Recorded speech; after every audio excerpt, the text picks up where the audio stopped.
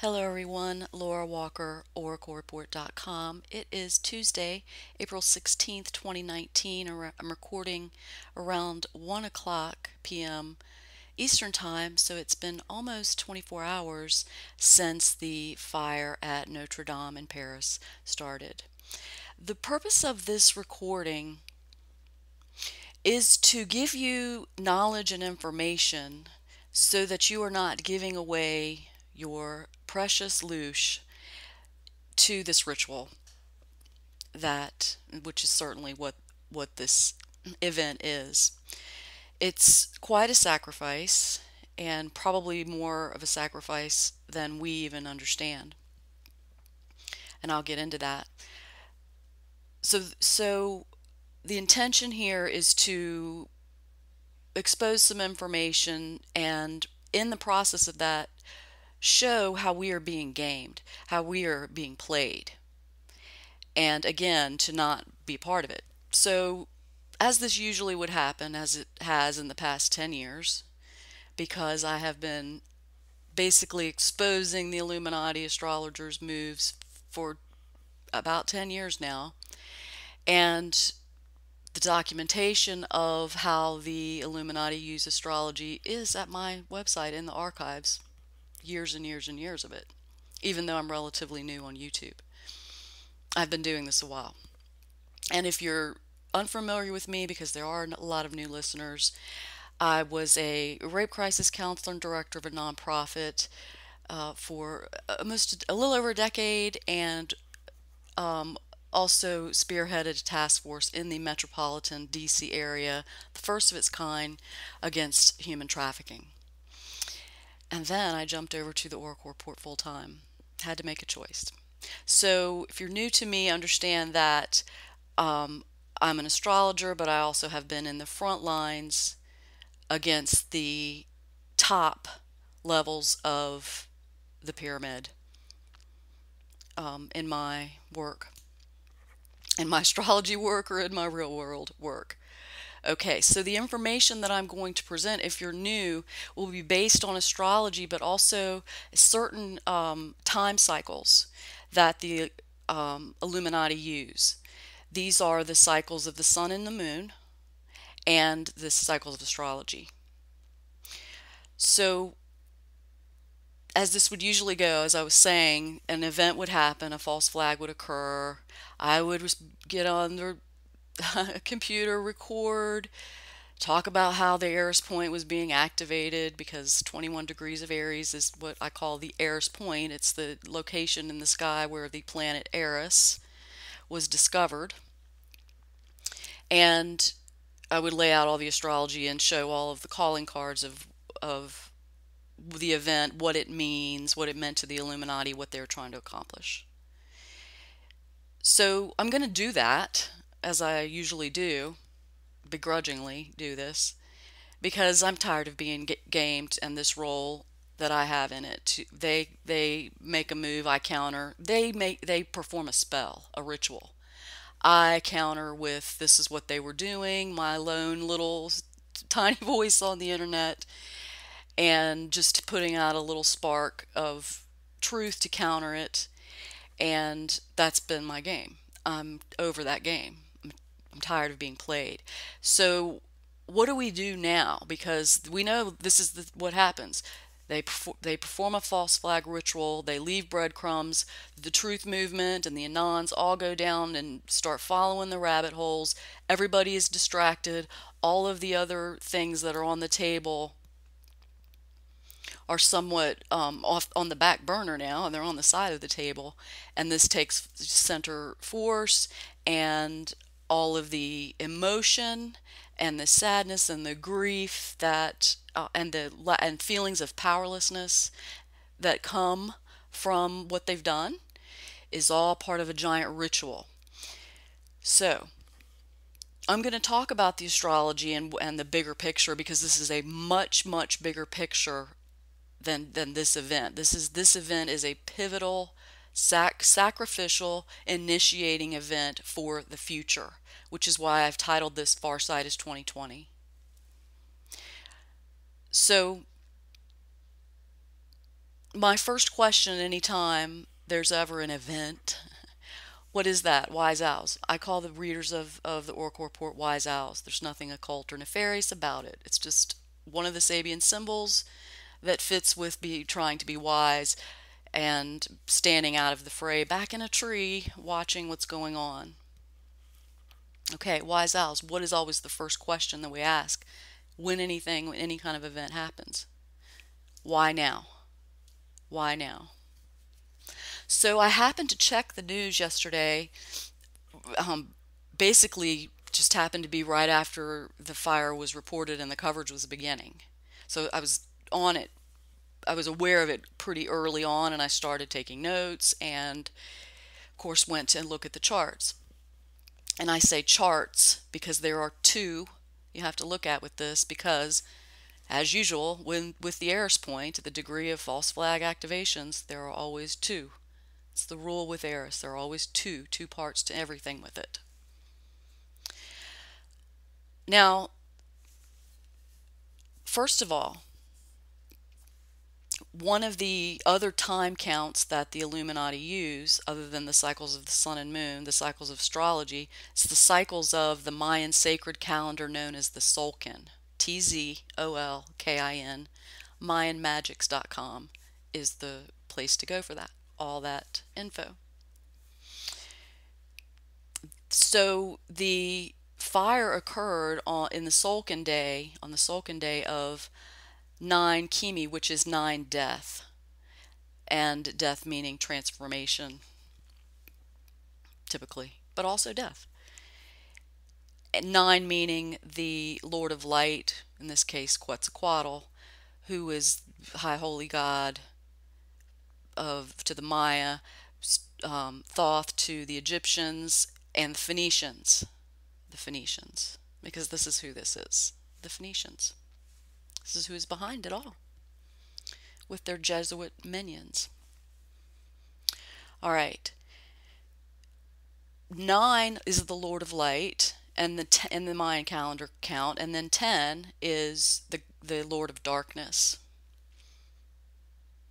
9 and 10 are both encoded into this event. 9 death, Lord of Light, and then we had Quetzalcoatl, and then the 10 destruction, Tezcatlipoca. And so we have the duality there, right? The light and the dark, which we know the Illuminati use to create 11, rebirth. Okay, it's the polarity of opposites controlling the whole playboard, the whole chessboard, the black and the white, you see? Now the reason 10 is encoded in this is because, as I've said before, the paper of record, or the Illuminati Akashic record, we might even say, is the Daily Mail, the London Daily Mail. And so that's where in those articles, whatever is going to be put in there first is their intention. It's part of the spell, their wizardry. That's where it's located. That's where you go. Now, usually when an event occurs somewhere in the world, the event is reported in local time. Even in the Daily Mail, usually. It was reported in the Daily Mail as the event beginning at 5:50 Greenwich Mean Time. Greenwich Mean Time, not Universal Time, first of all, GMT. Which GMT to me is like game moving time. When I see them putting something in GMT, it's London, it's the Illuminati, City of London, I should say. And they're operating on their old imprint of time that they call GMT. Okay, so it's like they're using semantics with letters and words.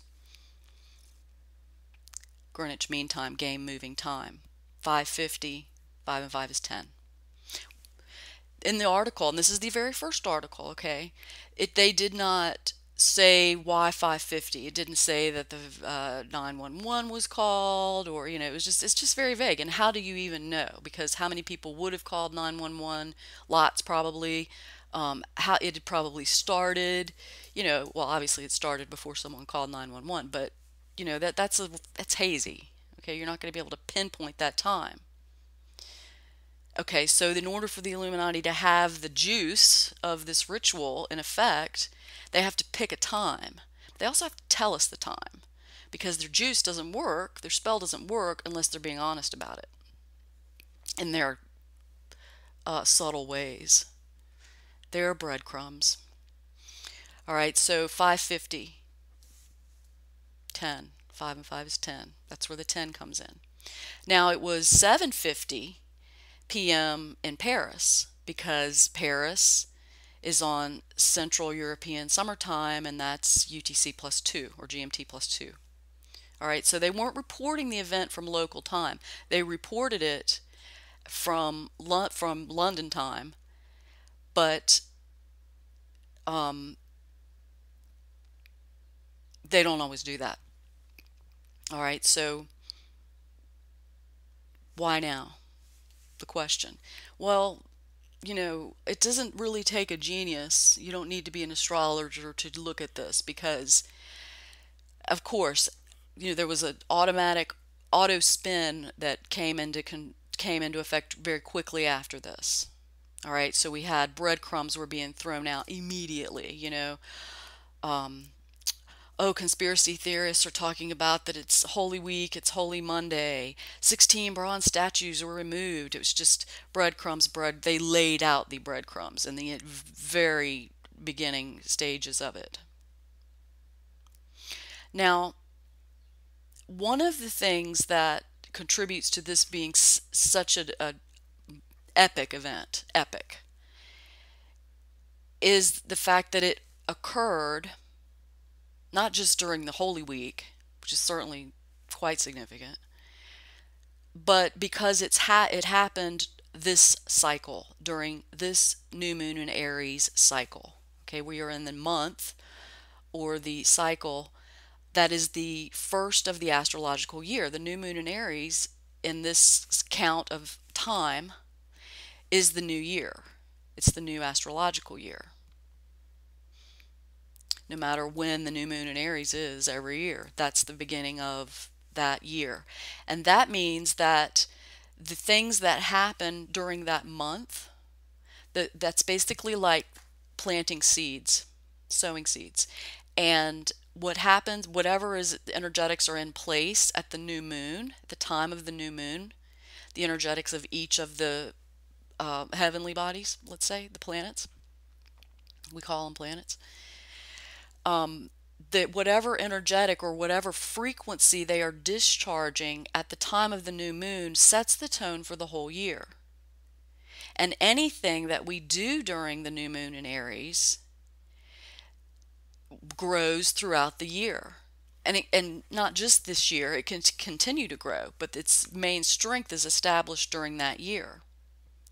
So anything that happens during that month is very important, because it shows someone taking action or initiative, and it's supported, we would say, by these more, quote, natural cycles. I don't believe there's anything natural happening with this sun and the moon and any of that.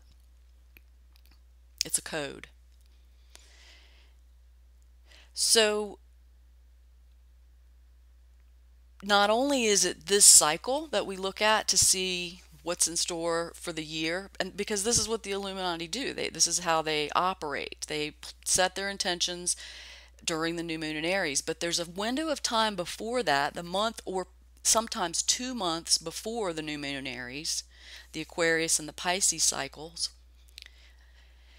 They also load in to the new year, because the balsamic time of the year, any new moons that occur in the balsamic window, which is the last 15 degrees of Aquarius and all of Pisces. If you have new moons that occur at 15 Aquarius all the way to the end of the zodiac at 30 Pisces, those are balsamic cycles. And the balsamic cycle is the in-between. It's like when the veils of the world are thinnest, and it's when we prepare the field, like you weed everything out and you get it all ready and prepared. And if you've got your soil activated, you can already begin to visualize into that. Okay, this is the way they work magic. When I talk about it, it's to use it for growth, personal growth and development and spreading truth and love. Okay, but that's not the way they do it. But this is the way the magic, quote, the spell operates, because this is the timing that they're using. This is their system. So I'll go into a couple of things that happened in the balsamic cycles. We had 2 of them this year that preceded the new moon in Aries, and how they really started the ritual prior to the new moon in Aries, which really gives it that much more power, because they were loading it in. They started it, and then they came through pretty hard, obviously, with this level of destruction. All right, so I go to my computer and I run charts for not just Paris at 7:50, but London at 5:50. And you really need both of them to really understand the totality of what they have going. Okay, so let's talk about some of the energetic frequencies. Okay, you can think of these as signals. This is a certain frequency of energetic, a harmonic. It's electromagnetic, of a certain nature, archetypal nature and symbolism, that has effects on us and our electromagnetic fields and everything, all the fields around us. All right, these are frequencies that are beamed, and they have a certain nature. I should say transmit instead of beamed, but you get me.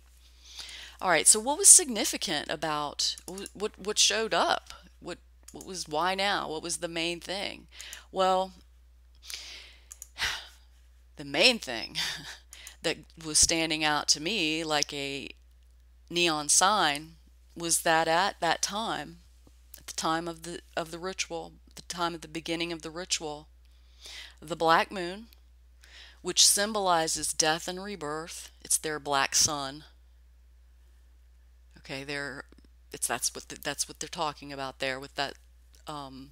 Even with that black hole image, it's always that looks like sun with the dot in the middle.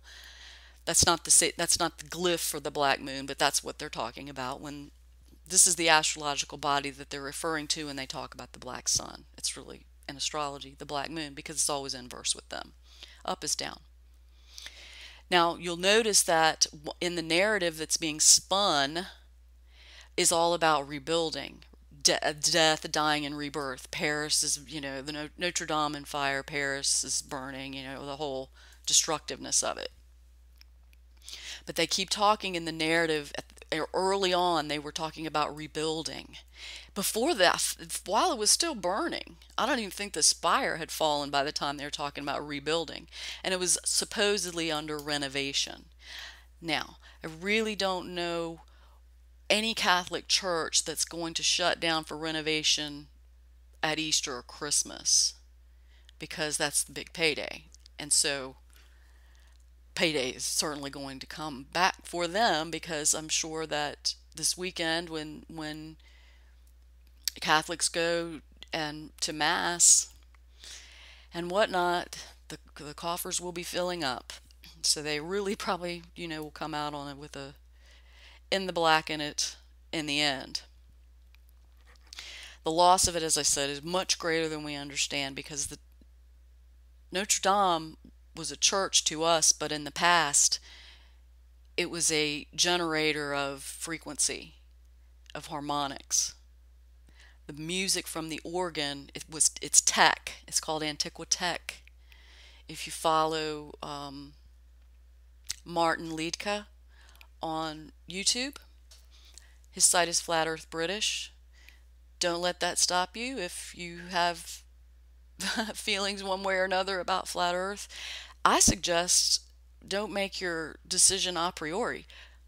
Look at the theory, look at the model of it, and beyond that, don't be and then just kind of blow past that, because the information that Martin has put out, I've been studying for about 5 months, and he's got it all. He's got it down. He's tracked it back. Him and his think tank. It's solid. That building was tech in the past. All right, it wasn't, it was healing tech. And also was probably a lot of other things happening with it too. It's technology of a culture of beauty. Who built it, we don't really know. All right. Now remember, again, it's all about this rebuilding. Even her lowliness herself, Queen Hillary, tweeted very early on about rebuilding. All right. So, okay, what little bit premature, wouldn't you say? Yeah, but that's not what they're talking about. They're talking about the black moon. They're basically um, feeding out, oh, I'm in the know, I know what this is about. They're basically like virtue signaling, or flashing their Illuminati gang sign with it. So when you see that in all, in the narrative, in the auto spin that's happening, and if they're on the renovation, rebuild um, kind of narrative, they're probably in on it, or have just gotten on the narrative train. All right, so as I said, the first thing that stood out to me glaringly like a neon sign was the degree of the black moon, which was 27 Aquarius 59, the last arc minute of that degree, which is in the Sabian symbols 28 Aquarius, because we always go up. So the Sabian symbols, if you're new, are images, symbols that describe each of the 360 energy frequencies of the zodiac. So we can understand the nature, or we call it where it's tuned, the frequency of 28 Aquarius is this: a tree felled and sawed to ensure a supply of wood for the winter. The wooden frame, outside the frame of the church, wooden, okay, that was wood. The tree felled and sawed, that's a sacrifice. Why? To ensure a supply of wood for the winter. Winter is coming. All right, so they're trying to, from a lot of angles in culture, that this is, we're, a long dark night is coming. Okay, the apocalypse is near. No, what's ending is the juice that the archons have. The reason that they did this and pulled this is because they need the juice, because their juice is almost cut off. Their juice ends in 2020. This I've talked about since 2015, and I talked about how 2015 to 2020 was the time when the archonic systems, the control paradigm was going to fall to such a level that and evaporate almost out, cease to exist, lose cohesion, and what being left is more of a fifth dimensional consciousness, a golden age, okay, a higher dimensional experience. The day of freedom for humans is dawning. Okay, it's not the long night of the soul for the humans. No, that's what we've been in. Now, if you recall, if you listened to my last recording on the new moon in Aries and the overview for the year, it's called Cake. I call that one, that title of that one is Cake. The Sabian symbol for the new moon in Aries, which is the beginning, it begins a new time count, it begins a new year in astrology, was 16 Aries. That Sabian symbol is fairies dancing in the setting sun. Okay, I've talked about what the nature of this energetic is for many years, is a sunset on the New World Order and the archons and the truth about all of that, of the day, that the long day that they've had, that time being over. Okay, keep that in mind as we go through these symbols. All right, so that was the first thing. So, very last bits, 27 Aquarius 59, the fullest amount of that energetic of sacrificing. a tree felled and sawed to ensure a supply of wood for the winter. It's about sacrificing something old and the beautiful trees, right? To use it in a new way.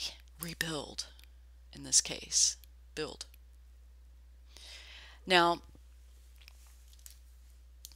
at the time of the event, at the beginning of the event, the moon was at 5 degrees of Virgo.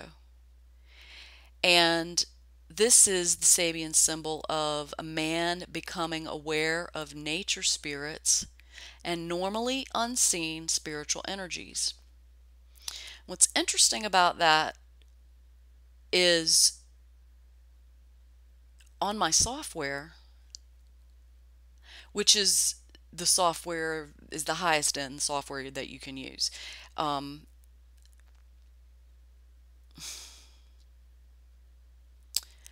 should I say this? One of the things that it's doing in this software is abbreviating the and in some cases rewriting the Sabian symbols with a hint of the original meaning still captured. Okay, so the Illuminati have in some way shortened the Sabian symbols that are used by the astrology program. Okay, so they've changed them basically. They're operating on a little bit of a different structure. Because in the software that I use, when you click on that degree, it says a man dreaming of fairies. That's very different from a man becoming aware of nature spirits and normally unseen spiritual energies. Okay, they've narrowed it down to fairies. Nature spirits, can mean a lot more things than fairies.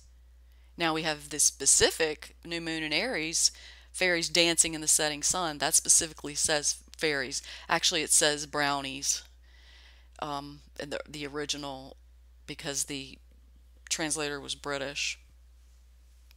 Fairies, brownies, dancing in the setting sun. All right. So that's where the moon was. I'm trying to relate that the specifics of the chart, these two charts that we're looking at, are exact in their intention, the timing of this intention. Because we have the time that they are, the time stamp that we have on their official record, we run charts for that, and that's going to set up an ascendant and a house structure and give us the 4 points of the chart. Okay, so let me go through some of the other symbols that were in effect. We had the moon. The sun was at 26 Aries, a man possessed of more gifts than he can hold. That's the power to manifest. The earth was located opposite at 26 Libra, an eagle and a large white dove turning into each other. The new moon in Aries, the beginning of the astrological year, New Year's Day, was on Friday, April 5th. And the Solkin, that was still 11 eagle.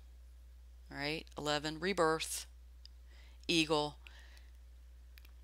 visionary, and is the emblem of the Phoenicians. It's about transformation. An eagle and a large white dove turning into each other. Right, the eagle of strength, the predator, and then the dove of peace morphing into each other, okay? It's powerful, energetic for transmutation, alchemy, wizardry. Mars was located at 11 Gemini. Newly opened lands offer the pioneer new opportunities for experience. It's about a new way and building a new life, a new structure, a new time. In the London chart, or in, let's call it the GMT chart, there were 8 T-squares, 1 grand trine, 2 grand crosses, 1 kite, 1 mystic rectangle, 3 rosettas, and 2 square keys. I'm not going to go into what all those are, any of that. You can look that up if you're interested. That's a lot. Okay, that is quite a lot. In fact, I don't think I've seen a chart with that many angles happening ever. I don't recall it ever in my 17 years of astrology. Now Saturn was in an exact, and continues to be, in fact today it's an exact square with the Eris point. Saturn is located at 20 Capricorn 21 minutes, 20 degrees of Capricorn 21 minutes, the Sabian symbol of a relay race, which is, with Saturn, the energy of breaking things down, foundations, structures. That's Saturn, breaking it into smaller parts to put it back together in a new way. All right, and that's what the relay part of it. The race is to do it quickly. The Eris point is 20 degrees of Aries, 36 minutes. Okay, so we had 20 Capricorn 21 with Saturn squaring 20 Aries 36. It's just arc minutes off of a square. Squares change things. It's the changing of foundation with Saturn, and the Eris point is truth and the cycles of rebirth and death. Eris and the black moon both are archetypal energies of rebirth. Now, in the Greenwich chart, the descendant, okay, I went over what the ascendant was. And I didn't do that yet, did I? The ascendant on the Greenwich or London chart is 5 Libra, a man teaching the true inner knowledge of the new world to his students. The new world. A man teaching on inner knowledge. It's typically about looking inside. In this case, they are signaling to us, they're teaching us their knowledge of the new world, because they think they can reset us and cause chaos, possibly through a plasma wave resulting from magnetic pole shift, and think it's going to go the same way. Not going to happen that way this time. Not going to go as they planned. On the Greenwich, so basically, when you want to pinpoint anything, when the question is why now, and you want to go find the answers, you're going to want to look for, like I just said, a planet at the very last degree and minute of a sign, where the moon was, because that changes quickly. But not only that, what was rising on the horizon, what was on the ascendant, which sets up what was at the midheaven, what was at the Imium Colli at the bottom, what was on the descendant. Those are the 4 cardinal points of the chart. We could call them north, south, east, and west, basically the 4 directions, the 4 sails. So that's why we want the time, the minute, because that's what sets that chart in place, because the 5:50 chart is different from the 5:55 p.m. chart. Okay, so it's down to 4-minute windows that we're looking at. So we had the ascendant, as I just said, a man teaching the true inner knowledge of the new world to his students.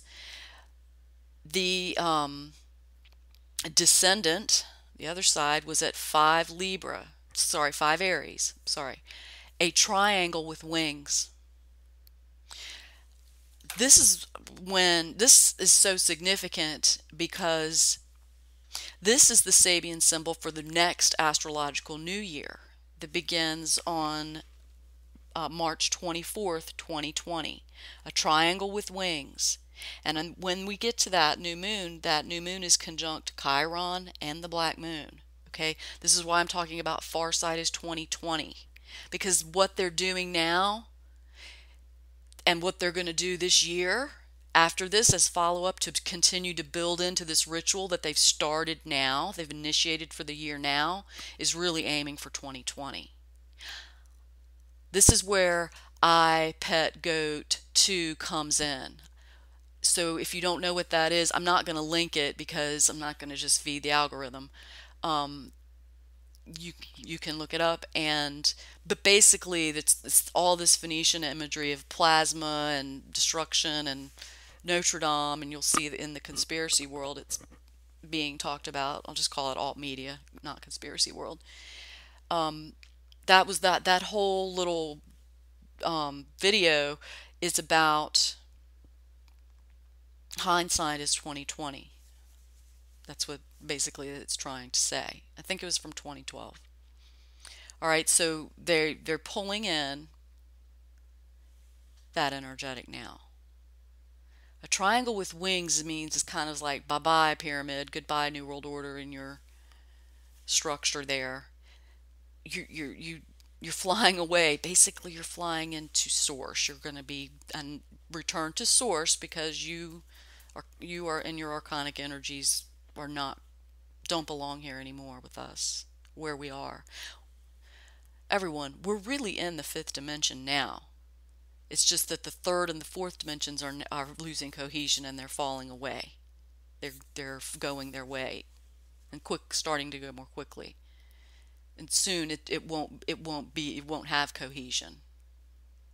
And what's left is what we have, the beauty and love.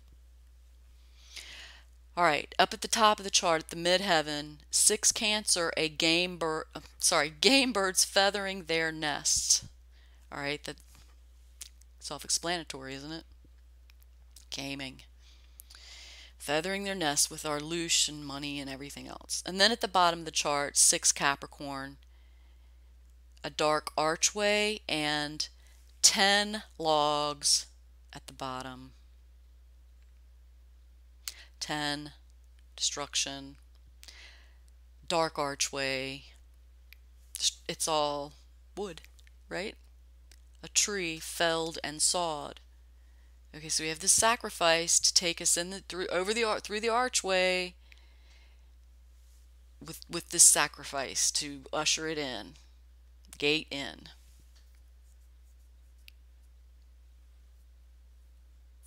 All right. Let's see.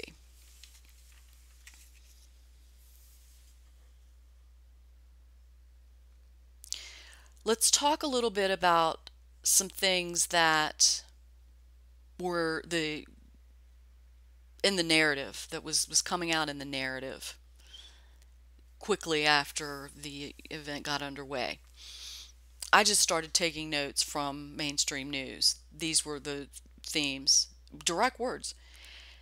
As the sun sets in Paris. Okay, I'm giving you boiled down of innumerable pieces of information that I have read through. As the sun sets in Paris, Notre Dame burns. Okay, setting the scene, right? Fairies dancing in the setting sun. A tremendous loss of Christianity in Europe is what they were saying, that it's been largely destroyed. The past renovations it's had. Will the two towers remain standing? It's 850 years of French history up in flames. Macron postponed his speech. Yeah, Frenchies, you Frenchies, look what you yellow vests get. Right? Victor Hugo was brought in. Joan of Arc. Apparently her parents, there was the statue there. Her parents petitioned for pardon and eventually sainthood from that church. Napoleon was crowned emperor inside there. You know, he's a Phoenician god. New World Order, Illuminati, British / Roman / Babylonian Empire god, basically. Henry VI was crowned in there. And then there was something very odd that occurred as I was in my chronology here, because I'm just going off of my chronology of notes. there was an interview. They were interviewing, it was on CBS News. They were interviewing a theology professor from the University of Birmingham. This is within 1 hour after everything started.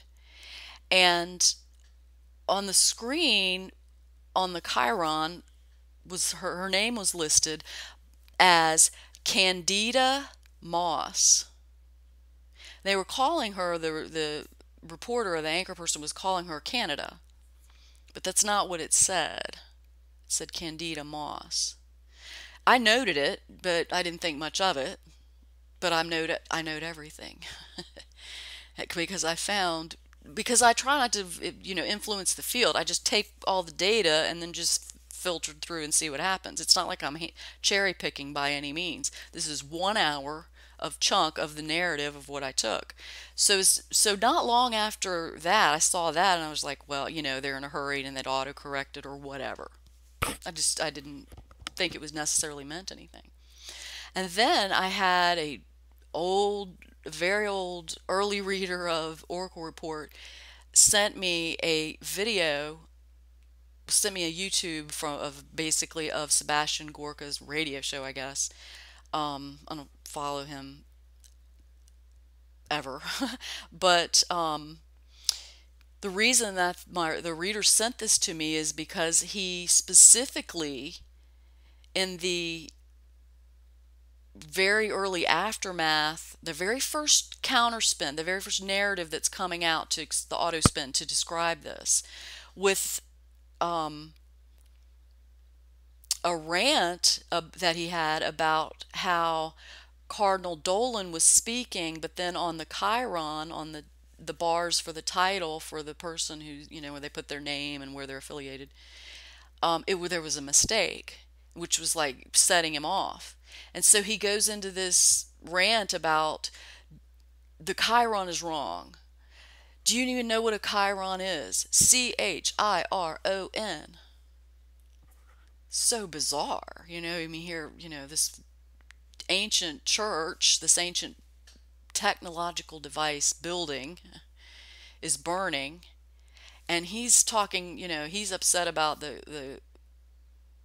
the error in name for the cardinal and is, blowing it off as incompetence, but was he? Why spell it?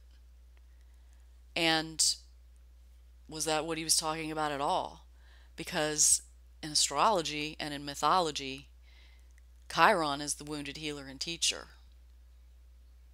Chiron is the wounded healer and teacher. And we have a man teaching his students, right? So it's like, oh, why? Okay, the bringing in Chiron here. Now, the rest of the clip of the video was of like the first caller, the first one, the caller that he took. If you're astute to listening, you can, first of all, tell when someone is reading from a script and when they're they're speaking in, in normal dialogue, conversation. The whole entire thing was scripted. The entire call was staged. The way that the caller was, sounded like, was bringing out the conspiracy that, oh, there's this big conspiracy about the Islamic terror and their announcements of attacking churches, specifically this one. And in the call, the caller also referenced Nipsey Hussle. All right. So, all right, big deal, Laura. Well, here is the big deal. When I went to go to listen to the clip, the first minute and 22 seconds were not there anymore about the whole Chiron thing. Coincidence? Maybe. I doubt it. Awfully strange. Okay, continuing with the narrative from the Mockingbird Illuminati media, talking about relics from the crucifixion inside. Of course, we know that the main optic now is the cross that survived, or the crucifix, as they would say, that survived, that didn't burn. they were talking about heavy winds, and then they started dropping a lot of breadcrumbs. And so one of the things that I noticed was that they dropped breadcrumbs fast and put everything out there so that people, the truth movement, would begin to look at it, and then bam, BuzzFeed comes in just a couple hours later with not only listing out all the conspiracies and quote their idea of debunking, that was so fast, it was so organized and laid out that it was just like you can't really collate that this fast and get on the same page of narrative unless it's prearranged, unless it's orchestrated.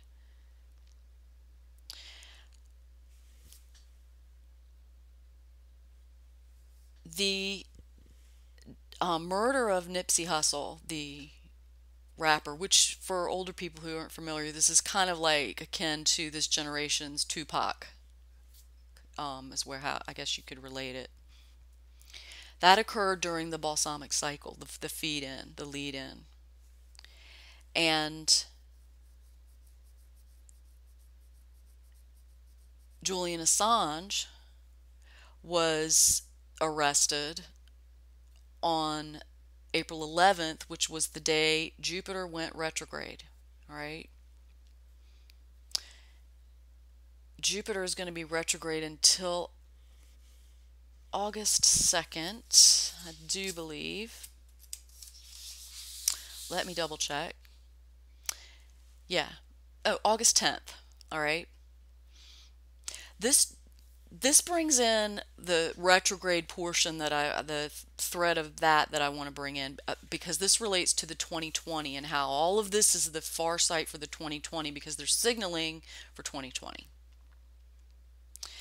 We have 3 major retrogrades happening at the same time. They're just now beginning, this one with Jupiter. Now, in Illuminati type astrology or archonic worship mythology, Jupiter is like their high holy god. It's like Lucifer. Satan which is Saturn, is in the hierarchy underneath, basically. All right, so I often have talked about how the archons worship Saturn, and then I'll say, well, they worship Jupiter. That's because it's both, but there's different things.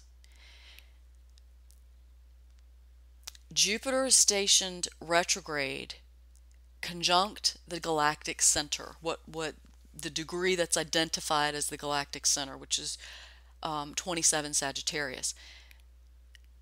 Jupiter at the time of retrograde was at 25 Sagittarius, which is the Sabian symbol of a chubby boy on a hobby horse, doing lots of things.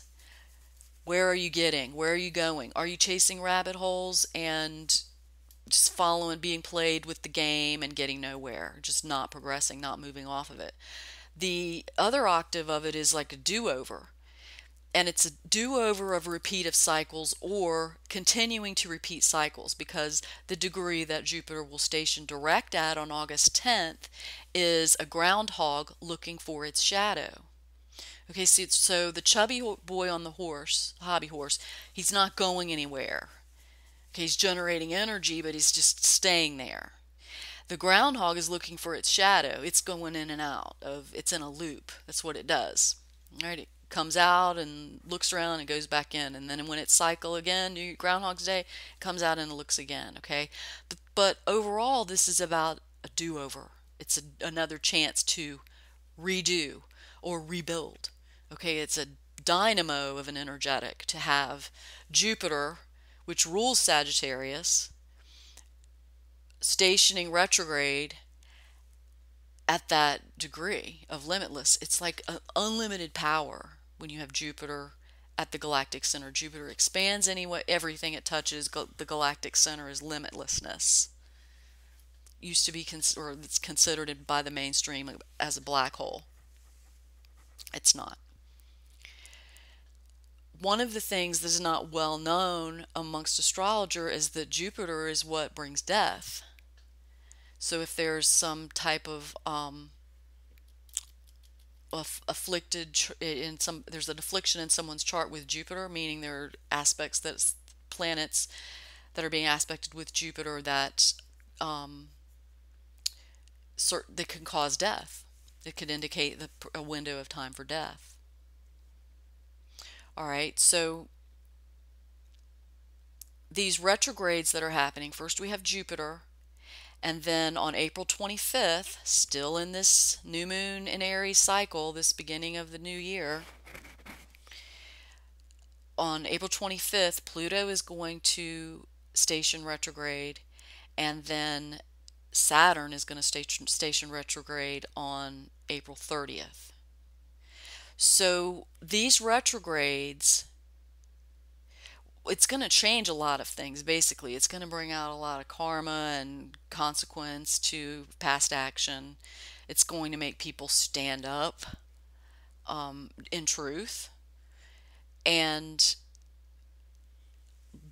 build this year to January 12th, 2020, when Saturn and Pluto will make conjunction.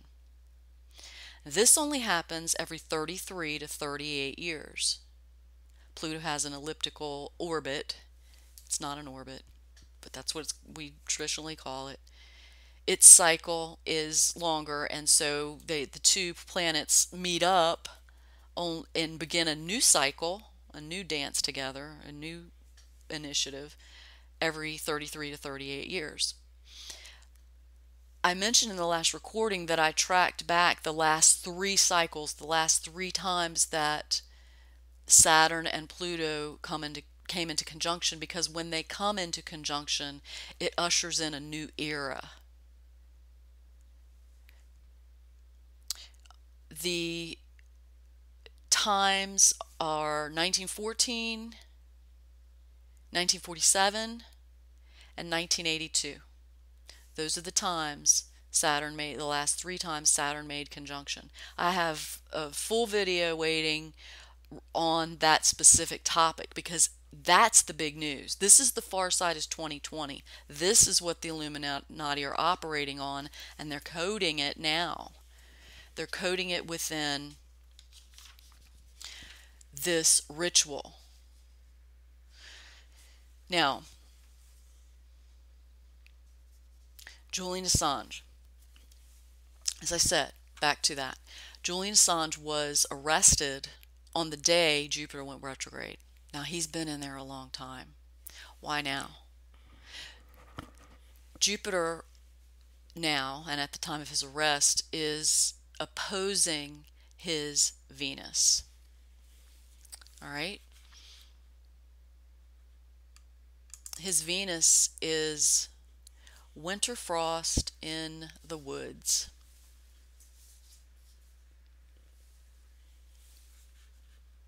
All right?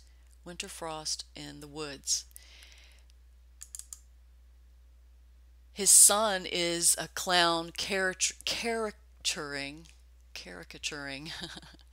famous people.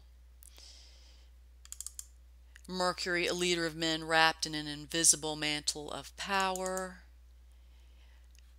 Pluto is at a bald-headed man dominates, a gathering of national figures. His black moon is a group around a campfire. Uranus, a canoe approaching safety through dangerous waters. His moon is opposite the Chiron point, the moon shining across the lake.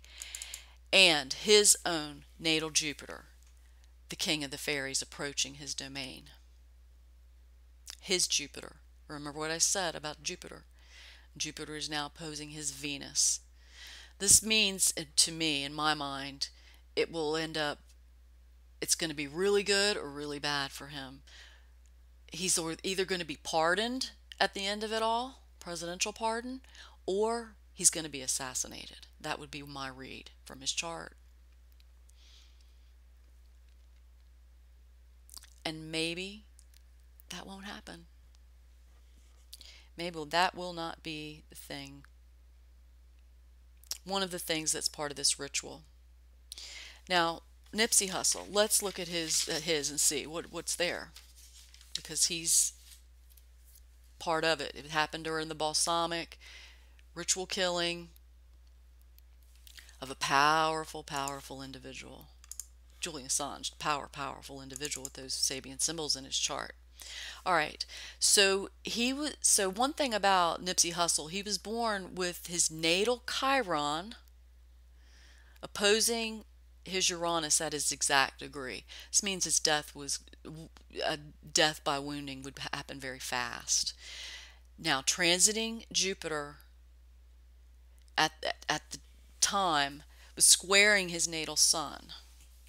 All right. That opened the window for the potential for the death. His son is a bareback rider in a circus thrills excited crowds. That's the new Sabian symbol with it. The old one, the true one we've been working on, is let me read it to you exactly because it just speaks to how bold and daring. A bareback rider in a circus displays her dangerous skills. Okay, it's about defiance and mastery and believing in what you're doing and risking to do it. His Venus, a man before a square with a manuscript scroll before him, a square and a manuscript. Sounds a little Masonic, doesn't it? His Chiron, since we're talking about that, two people living far apart in telepathic communication. He had massive powers to communicate things to people. They to heal them. Chiron, wounding healing, the wounded healer teacher. Why he was such a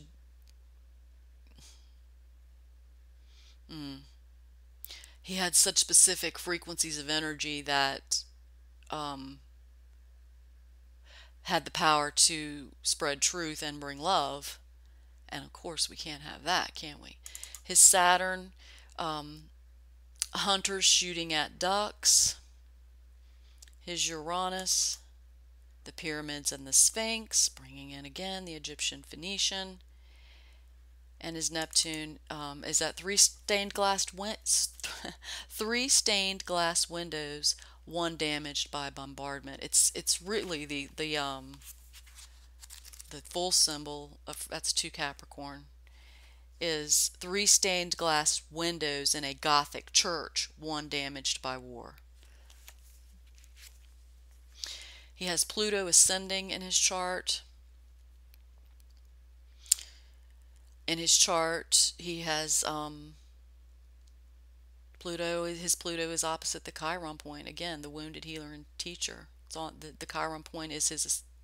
For his noon chart, we don't have his birth chart. So the next level of trying to describe him, he has the Chiron point, the degree of wounding, healing, and teaching on the ascendant and descendant in his chart. Those the two of those like cardinal points I was talking about. Okay.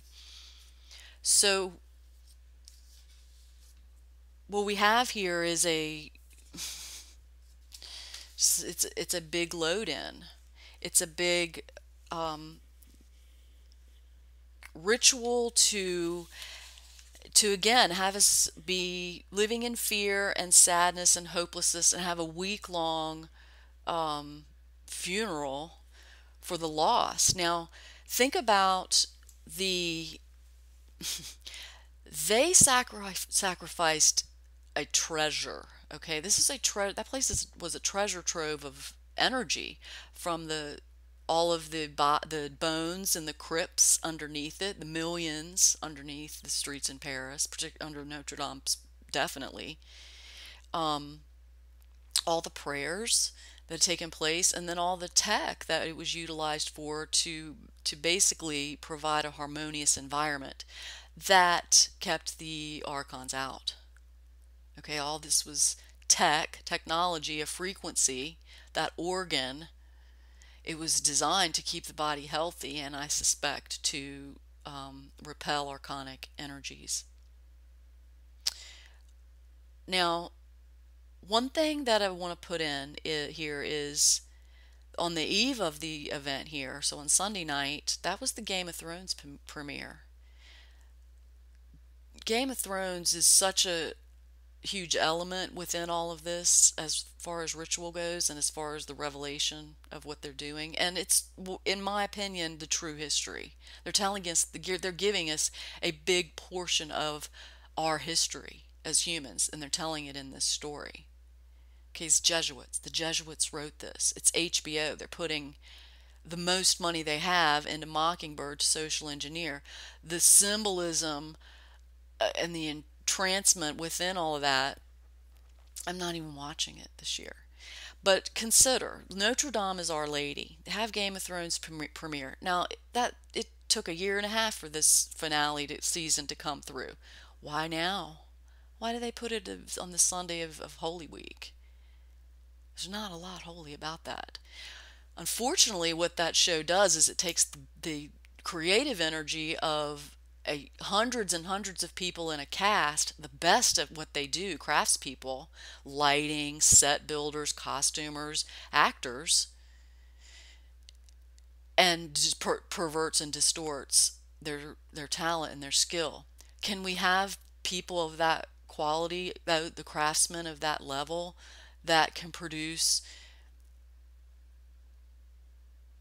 plays, movies, art that doesn't follow the same story over and over and over again? I think people will be tired of it. I think it's going to be less and less attractive to put one's energy in that sort of thing, even though they've got another Game of Thrones coming. But this is all Game of Thrones. We're all being gamed.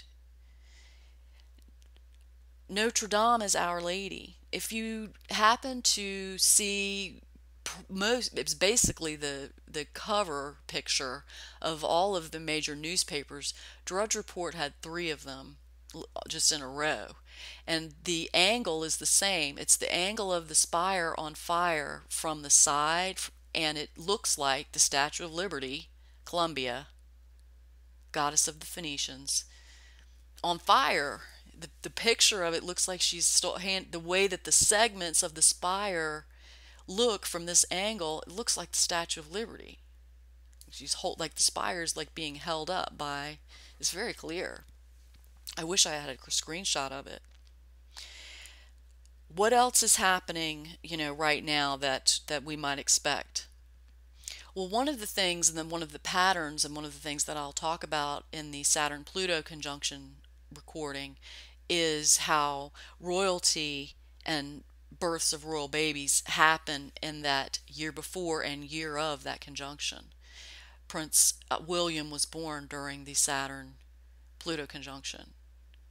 The year before is when Charles and Diana wed. So we have a royal baby coming. And I could probably bet my bottom dollar that whatever they say the child's birth wasn't the birth.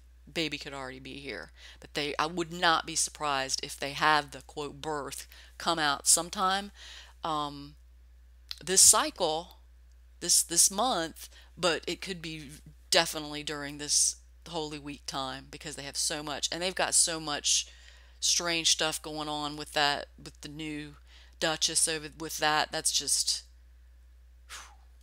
she needs to watch her back. Another thing that's coming up, right, just to tie in all of these little threads about what could be coming with this. Since we do have the Nipsey Hussle has been brought into the narrative, okay, it was into that scripted narrative, and I believe it because of the timing and his chart being part of it. One of the things that repeats in the pattern of Saturn-Pluto is black musicians, and I'll break that down in the next recording. Later on this month, at the end of April, Kanye West and Pharrell and some other rappers are going to be descending upon Virginia Beach for a concert. It's ripe. They've got race war going. Okay. Um, it's not, it may be just fine. I will point out that Queenie, when she sailed for the 400th anniversary of Jamestown in 2007, she sailed there, as Phoenicians do. And it was a big production. And Virginia Beach is Phoenician all the way with everything that's there with the beach and the maritime and Neptune and everything. Um, that's just something we need to watch because it could be another part of the ritual. Because as I said, this is about 2020. Okay, this isn't now. This is happening now, but they're planning for a bigger move in 2020 because they will have to. Because the juice is running out. They have to squeeze out the loosh to keep going. So let's not produce that for them. Okay, let's not be gamed. Let's not do it that way anymore. Not do it the same way. Let's not feel powerless. Let's not get stuck in grief about this and look at the world and the state of the world. The state of the world is what it is because that civilization is in collapse. That archonic control system is in collapse. Our reality is blooming. So, I hope you can take something from this. We'll see how it develops with the tree felled and sawed to ensure a supply of wood for the winter with their Black Moon shenanigans. Our Lady, Columbia, Statue of Liberty. You can kind of guess for the Game of Thrones finale what that will be because it's all the foreshadowing of it. 20 million people watched that finale or watched that beginning of the final season. All right, it's a huge, huge piece of the social engineering, of the cultural engineering. Okay, so it's all about sacrifice, isn't it, with right now, with the resurrection and all of this. The Chiron, the CHIR, the Christ, okay, the sacrifice, the rebirth, the rebuilding. They're telling you the truth that we're rebuilding, but they're saying we're rebuilding in that old dark world, and that's not what's happening. It's sunset for the New World Order and the Archons. Okay, this just shows how desperate they are because they torched that place. It is bigger than 9/11, even though people did not die. It doesn't matter. It's an idea. They're trying to kill an idea. They're trying to kill the beautiful power that somebody on this planet had, the creative power to build it. When they build it, it will be nothing like it was before. We can't build the way they built. Okay? And if you have studied into mud flood and Tartaria and all of that, understand that we don't even know if the Tartarians built these what we call Gothic or Victorian structures. Evidence for mud flood is as their reset of how they just wipe people out and start over again is right in front of your eyes if you've ever been to Kentucky or Ohio, specifically Louisville or Cincinnati, and you can see it right there. The buildings built up, and they got windows submerged in the bottom floor, all explained away by floods, but not truly explained till now. Why? Why now? Why have they brought out Tartaria a couple of years ago? It's never on maps. It was never in Western Civ classes. It was just lumped into Mongol Empire, Genghis Khan, and all that. Genghis Khan wasn't even who we thought he was. All right, I've gone into a lot of, or I guess I've dipped into a lot of rabbit holes here. Basically, this is all information. Now that you know it, you'll see other pieces feeding into it and how it ties in and how the reset for, quote, reset for 2020 is where they're building, what that's about. So that we will have to continue in another recording to see what the cycles of that Saturn Pluto have been, what the New World Order accomplished and during those eras, because that's what Saturn and Pluto, when they come together, they form a new era. We'll see the progression of those eras, and we'll look to see where they're trying to take it and gain some insight into that, so that we are not being played. We're getting knowledge so that we are not giving back and playing the game like we always have in the past. No more of that. It's a new time now. All right, thanks for listening, everyone. I'll see you next time.